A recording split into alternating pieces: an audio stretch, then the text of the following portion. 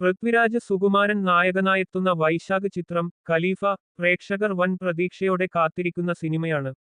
August 20-നാണ് ചിത്രം തിയേറ്ററുകളിൽ എത്തുന്നത്. ചിത്രത്തിലേതായി പുറത്തുവന്ന അസലായവളെ എന്ന ഗാനം ഹിറ്റ് ചാർട്ടിൽ ഇടം നേടിയിരിക്കുകയാണ്. സിനിമയിലെ പൃഥ്വിരാജിന്റെ ലുക്കും സമൂഹമാധ്യമങ്ങളിൽ ഏറെ ചർച്ച ചെയ്യപ്പെടുകയാണ്. 40കളിലും യുവത്വം പ്രസരിക്കുന്ന ചിത്രത്തിലെ ലൊക്കേഷൻ സ്റ്റില്ലുകൾ നേരത്തെ തന്നെ സമൂഹമാധ്യമങ്ങളിൽ വൈറലായിരുന്നു. മോസ്റ്റ് ആന്റിസിപ്പേറ്റഡ് ഇന്ത്യൻ സിനിമകളിൽ 5-ാം സ്ഥാനത്താണ് IMDbയിൽ ഖലീഫ എന്നതും പ്രതീക്ഷയേറ്റുന്ന ഘടകമാണ്. വൻ ഹൈപ്പോടെ എത്തുന്ന ചിത്രത്തിന് വലിയ പ്രതീക്ഷയിലാണ് ആരാധകർ.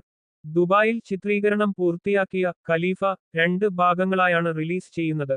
മാംഡക്കൽ ആമിർ അലി എന്ന കഥാപാത്രമായി പൃഥ്വിരാജ് എത്തുമ്പോൾ മാംഡക്കൽ അഹമ്മദ് അലി യായി മലയാളത്തിന്റെ ഇതിഹാസം മോഹൻലാലാണ് അതിഥി വേഷത്തിൽ എത്തുന്നത്. മാളവിക ശർമ്മയാണ് ചിത്രത്തിലെ നായിക. താരത്തിന്റെ ആദ്യ മലയാള സിനിമ കൂടിയാണ് ഖലീഫ.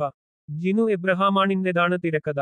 ജിനു ഇന്നോവേഷൻസിന്റെ ബാനറിൽ ജിനു വി എബ്രഹാമാണ് ചിത്രം നിർമ്മിക്കുന്നത്.